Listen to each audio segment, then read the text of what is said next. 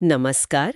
आज हम एक ऐसी अंदरूनी कश्मकश पर बात करने वाले हैं जिससे शायद हम में से कई लोग गुजरते हैं पर खुलकर कह नहीं पाते।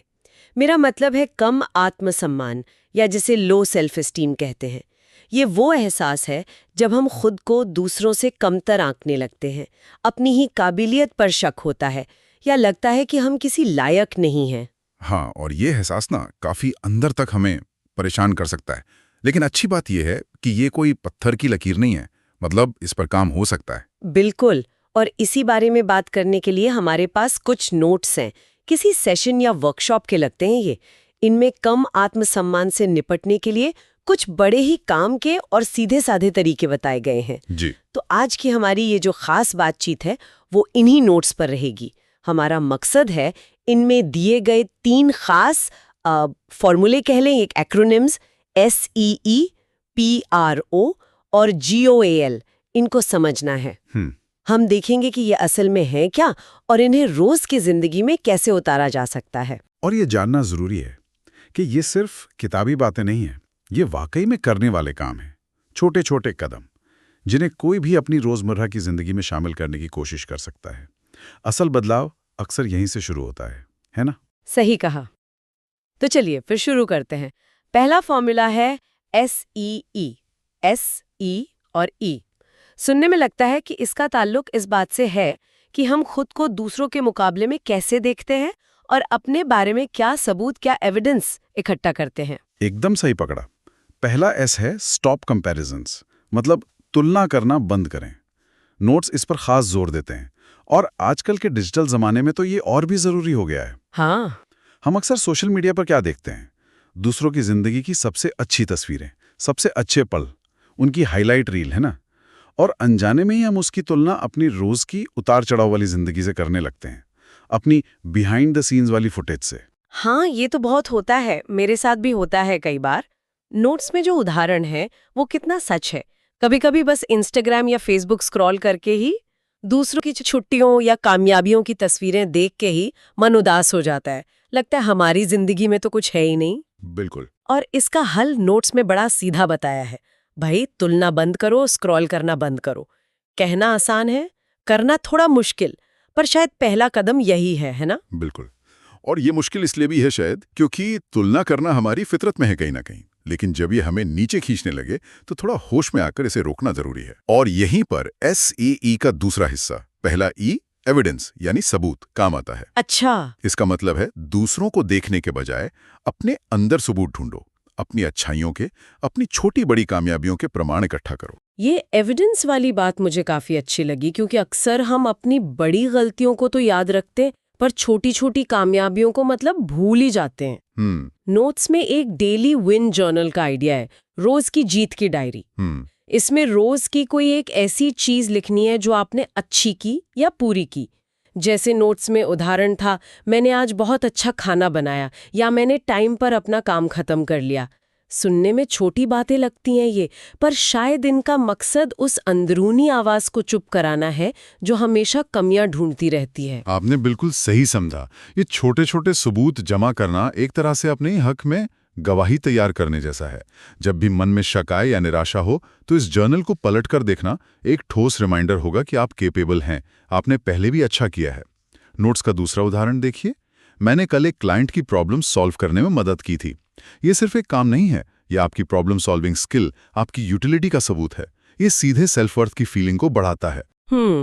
और शायद रोज लिखने से ना ये आदत भी बनती है कि हम अपनी कामयाबियों पर ध्यान देना शुरू कर देते हैं, चाहे वो कितनी भी छोटी क्यों ना हो। अच्छा, अब आते हैं SEE के आखिरी E पर, इंगेज, शामिल होना। इसका क्या मतलब हुआ? इंगेज का मतलब है किसी ऐसी एक्टिविटी में, किसी काम में एक्टिवली शामिल होना जिसमें आपको थोड़ी, क्या कहते हैं, कुशलता हासिल हो या जिससे करने में मजा आता हो और आप उसमें बेहतर हो रहे हो। नोट्स में एक बहुत जरूरी बात लिखी है, कॉम्पिटेंस बिल्ड्स एस्टीम। अच्छा। यानी जब हम किसी चीज में खुद को काबिल महसूस करते हैं तो हमारा आत्मसम्मान अपने आप बढ़ता है। चाहे वो पेंटिंग करना हो, गिटार बजाना हो, कोडिंग हो या किसी दोस्त को अच्छी सलाह देना ही क्यों ना हो। जब हम कुछ ऐसा करते हैं जिसमें हम अच्छे हैं तो हमें खुद पर एक भरोसा सा महसूस होता है। तो ये एक तरह से नेगेटिव विचारों के जाल से निकलने का तरीका हुआ। अगर बुरा लग रहा है तो उसमें डूबे रहने के बजाय उठकर कुछ ऐसा करें जिसमें आप काबिल महसूस करते हो। नोट्स में उदाहरण था कोई हेल्पफुल ब्लॉग पोस्ट लिखना। ये ना सिर्फ ध्यान बटाएगा बल्कि कुछ मीनिंगफुल करने का एहसास भी देगा। बिल्कुल। तो SEE फॉर्मूला हमें एक दिशा देता है। बाहर की दुनिया से तुलना बंद करो, अपने अंदर की ताकतों और कामयाबियों के सबूत देखो और उन कामों में लग जाओ जिनमें तुम्हारी क्षमता दिखती है। ये ध्यान को बाहर से हटाकर अंदर मोड़ने का एक तरीका है। ये तो वाकई एक मुकम्मल सोच लगती है।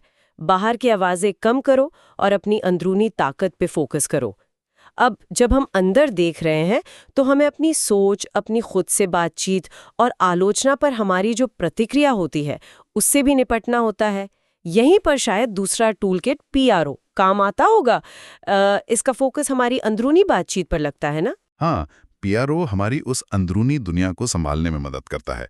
इसका पहला अक्षर है P, पॉजिटिव एफर्मेशंस, सकारात्मक पुष्टि। लेकिन यहाँ नोट्स एक बहुत जरूरी नुक्ता उठाते हैं। ऐसी पुष्टि चुनें जिन पर आप वाकई यकीन कर सकें। सिर्फ खोखले बड़े बड़े दावे नहीं। जैसे मैं दुनिया का सबसे कामयाब इंसान हूं या मैं परफेक्ट हूं। ये अक्सर सच नहीं लगते और इनका उल्टा असर भी हो सकता है। सही कहा, क्योंकि अगर अंदर से मन जानता है कि ये सच नहीं है तो ऐसी बातें दोहराने से फ्रस्ट्रेशन और बढ़ सकती है। नोट्स में यथार्थवादी, रियलिस्टिक पुष्टि की बात है। जैसे मैं हर रोज सीख रहा हूं और बेहतर बन रहा हूं, या मुझ में मुश्किलों का सामना करने की हिम्मत है। ये ज्यादा भरोसेमंद लगती हैं। नोट्स का उदाहरण भी कितना प्रैक्टिकल है। मान लीजिए बॉस ने आपके काम में गलती निकाली, तो पुष्टि ये नहीं कि मुझसे गलती हो ही नहीं सकती, बल्कि ये हो सकती है मैं फीडबैक से सीखने और सुधार करने के लिए तैयार हूं। बिल्कुल, ये पुष्टि आपको अपनी गलती मानने और उसे आगे बढ़ने की शक्ति देती है, न कि सच्चाई से मुंह मोड़ने की। और इसी से जुड़ा है PRO का दूसरा अक्षर R, रीफ्रेम क्रिटिसिज्म, यानी आलोचना को एक नए फ्रेम में, एक नए चश्मे से देखना। नोट्स कहते हैं कि हमें फीडबैक या आलोचना को अपनी पहचान पर हमला मानने से बचना सीखना होगा। अरे हाँ, ये तो बहुत ही पावरफुल बात है। अक्सर हम किसी एक गलती को अपनी पूरी पर्सनालिटी का सर्टिफिकेट मान लेते हैं। जैसे किसी ने कहा आपकी रिपोर्ट में कुछ गलतियां थीं, तो हम सीधा सोच लेते हैं मैं किसी काम का नहीं हूं, मैं फेलियर हूं। नोट्स इसी सोच को बदलने को कह रहे हैं। आलोचना को पर्सनल अटैक न समझकर उसे सुधार के लिए मिली जानकारी या डेटा की तरह देखना। हाँ, इसे ऐसे सोचिए, आलोचना आपके काम के बारे में है, आपकी पूरी शख्सियत के बारे में नहीं। नोट्स का उदाहरण बहुत अच्छा है। ये डेटा है कि मैं अपनी अगली रिपोर्ट को और बेहतर कैसे बना सकता हूं। इस नजरिए से आलोचना का डंक निकल जाता है ना, वो आपको छोटा महसूस कराने के बजाय आगे बढ़ने का रास्ता दिखाती है। ये एक मेंटल शिफ्ट है, आलोचना को दुश्मन नहीं, गाइड समझना। और ये सीखने में टाइम लगेगा शायद, पर कोशिश करने लायक बात है। अच्छा, अब PRO का आखिरी अक्षर है O, ओन योर स्ट्रेंथ्स, अपनी ताकतों को स्वीकारें। ये क्यों जरूरी है? ये इसलिए जरूरी है क्योंकि अक्सर क्या होता है ना कि कम आत्मसम्मान वाले लोग अपनी कमियों पर जरूरत से ज्यादा ध्यान देते हैं और अपनी खूबियों को या तो देखते ही नहीं या उन्हें बहुत छोटा मानते हैं। नोट्स में एक सिंपल सी एक्सरसाइज है, अपनी कोई 3 ताकतें सोचें और उन्हें जोर से बोलें। ये बहुत साधारण भी हो सकती हैं, जैसे उनसे सुनता हूँ, मैं वादे का पक्का हूँ, या मैं मुश्किल हालात में शांत रहता हूँ। ऐसी छोटी छोटी बातें भी। और शायद जोर से बोलने से वो बातें हमारे जहन में ज्यादा पक्की होती है। हम अक्सर अपनी तारीफ करने या सुनने में भी झिझकते हैं, खुद से भी। ये अभ्यास उस झिझक को तोड़ने में मदद कर सकता है। नोट्स का उदाहरण भी यही कहता है। जब आलोचना मिले तो अपनी इन ताकतों को याद करना एक बैलेंस बनाने में मदद करता है। जैसे मन में सोचना, हाँ इस रिपोर्ट में गलती हुई, पर मैं जानता हूं कि मैं मेहनती हूं और लोगों से अच्छे रिश्ते बनाने में माहिर हूं। ये आपको पूरी तरह बिखरने से बचाता है। बिल्कुल, तो PRO तकनीक का सार यही है। यह हमें सिखाती है कि हम अपने अंदर की आवाज को कैसे हेल्दी बनाएं।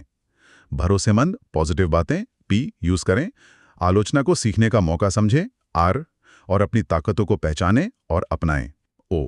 ये हमारे अंदरूनी डायलॉग को ज्यादा बैलेंस और मजबूत बनाता है। पहले हमने बाहरी दुनिया को ध्यान दिया, फिर अपनी अंदरूनी बातचीत को संभाला। अब तीसरा और आखिरी एक्रोनिम है GOAL, गोल। ऐसा लगता है कि ये उन फौरी छोटे छोटे कामों पर फोकस करता है जो तुरंत हमारे महसूस करने के तरीके को बदल सकते हैं। हाँ, GOL बहुत ही प्रैक्टिकल और फिजिकल लेवल पर काम करता है। इसका पहला अक्षर है G, ग्रूमिंग, मतलब अपनी साफ सफाई, अपना पहनावा, इसका ध्यान रखना। नोट्स बताते हैं कि बड़ी सीधी सी चीजें जैसे रोज नहाना, साफ कपड़े पहनना, बाल संवारना, ये तुरंत हमारे मूड और सेल्फ इमेज पर असर डालती हैं। जब हम बाहर से ठीक ठाक दिखते हैं ना, तो अंदर से भी थोड़ा बेहतर महसूस करने लगते हैं। ये बात तो मैंने भी महसूस की है।